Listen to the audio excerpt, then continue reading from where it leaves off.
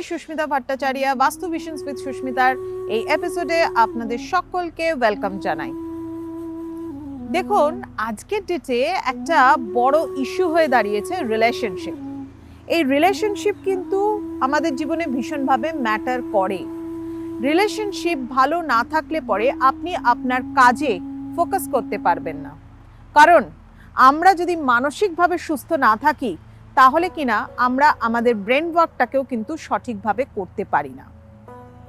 তাহলে মানসিকভাবে সুস্থ থাকবার জন্য রিলেশনশিপটাকে ভালো রাখতে হবে।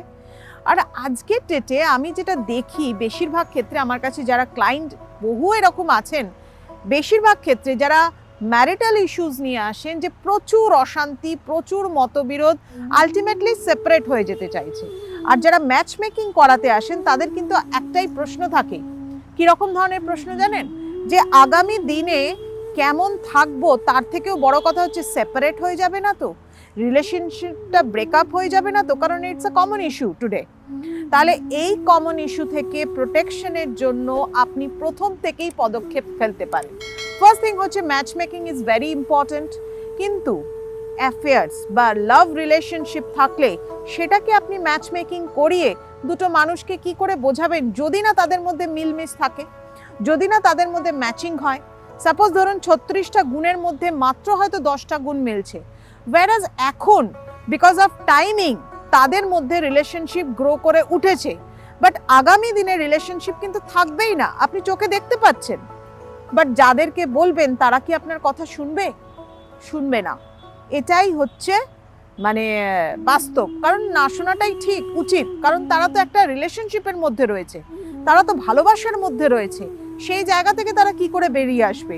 বাট আগামী ভবিষ্যৎটা কোনোভাবেই তো তারা দেখতে পাচ্ছে না। ক্যালকুলেশন বলছে এই রিলেশনশিপ আগামী দিনে টিকবে না। কি করবেন এই রকম পরিস্থিতিতে? রিলেশনশিপকে ভালো করবার জন্য আমরা হার্ট অ্যান্ড সোল চেষ্টা করব। কারণ একটা রিলেশনশিপকে যদি আমরা জীবনের শেষ দিন অবধি টিকিয়ে রাখতে পারি, সেই বন্ডিংকে ভালো রাখতে পারি, তার এফেক্ট কিন্তু আপনার পরিবারের ওপরেও পড়ে।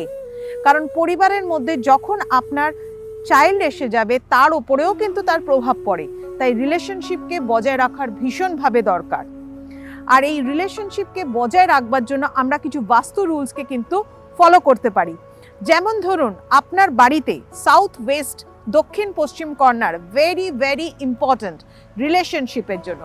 কারণ রিলেশনশিপকে ভালো রাখবার জন্য দক্ষিণ পশ্চিম হচ্ছে ইউনিভার্সাল রিলেশন কর্নার, যাকে আমরা নৈরিত কোণ বলি, যাকে আমরা রাহুর স্থান বলি। সেই দিকে যদি আন্ডারগ্রাউন্ড রিজার্ভার থাকে, সেই দিকে যদি কোনো রকম কোনো স্লোপিং থাকে তাহলে রিলেশনশিপ ইস্যু হতে পারে। আপনার বাড়িতে সাউথ ওয়েস্টে যদি সেপটিক ট্যাঙ্ক থাকে, আপনার বাড়িতে সাউথ ওয়েস্টে যদি কোনো রকমভাবে সেখানে গার্বেজের স্থান থাকে, যদি সেখানে টয়লেটের পজিশন থাকে, তাহলে সেই বাড়িতে রিলেশনশিপ কখনো ভালো থাকে না। আবার ধরুন, যে বাড়িতে south West corner extended toward south or east, তাহলেও কিন্তু রিলেশনশিপ ইস্যু হতে পারে। যে বাড়িতে সাউথ ওয়েস্ট কর্নার নেই, মিসিং, কাট হয়ে গেছে, এল শেপ হয়ে গেছে জমিটা, বা আপনার মানে বাস্তুর জায়গাটা মানে আপনার ফ্ল্যাটটা, তাহলেও কিন্তু রিলেশনশিপ ইস্যুস হতে পারে।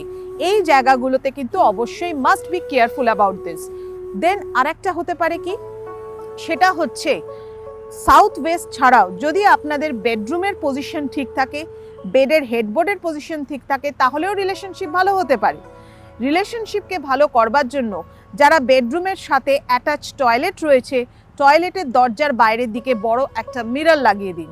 যাদের বেডরুমের সাথে অ্যাটাচ বাথ কিন্তু সেই বাথটা হয়তো সাউথ ওয়েস্টেই রয়েছে, সেটাকে ক্লিন অ্যান্ড ক্লিয়ার রাখুন।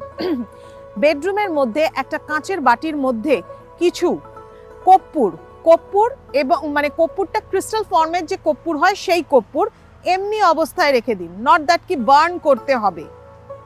কর্পূর এমনি থেকে ইভাপোরেট হতে শুরু করবে, তো কর্পূরটাকে ওই অবস্থায় একটা কাঁচের বাটির মধ্যে রেখে দিন। 1 বাটি করে সন্ধক লবণ, যেটাকে ইপসাম সল্ট বা রক সল্ট বলছি, সেই রক সল্টটাকে একটা কাঁচের বাটির ভর্তি করে আপনার বেডরুমের মধ্যে সাউথ ওয়েস্ট কর্নারে রেখে দিন। দেখুন, যে নেগেটিভ ভাইব্রেশন ক্রিয়েট হচ্ছে সেটা অনেক ক্ষেত্রে কিন্তু ভালো হবে। এইভাবে আমরা পজিটিভিটি ক্রিয়েট করতে পারি। দুটো মানুষের মতের অমিল হতেই পারে, খুব সাধারণ, কিন্তু তারা যেন জীবনে ডিসিশন না নেয় সেপারেট হয়ে যাওয়ার। তাহলে কিন্তু পরিবারের সাথে একটা পরিবারের সাথে আর একটা পরিবারের মিলমিশ, বিয়ে মানে হচ্ছে একটা সামাজিক বন্ধন, সেই সামাজিক বন্ধনের জায়গাটা কিন্তু ডিস্টার্ব হয়ে যায়। তাই রিলেশনশিপকে ভালো রাখবার জন্য, বিয়েটাকে টিকিয়ে রাখবার জন্য বাস্তুর এই জায়গাগুলোকে কিন্তু ঠিক রাখার ভীষণভাবে দরকার। আর এই সংক্রান্ত যদি আপনাদের কোনো কোয়েশ্চেন্স থাকে, কোনো কোয়ারিজ থাকে, আমাকে কমেন্ট বক্সে অবশ্যই জানান। আমি আগামী আমার ভিডিওস যেগুলো তৈরি করব, আগামী এপিসোড যেগুলো তৈরি করব, তাতে আপনাদের প্রশ্নের উত্তর অবশ্যই দেব। আর যাদের বাড়িতে এই ধরনের সমস্যা আছে তারা কিন্তু বাস্তু দোষকে কিন্তু তারা ঠিক করুন, বাস্তু দোষকে কাটিয়ে নিজেদের রিলেশনশিপটাকে স্ট্রং করুন, ভালো থাকুন। আজ এই পর্যন্তই, টাটা।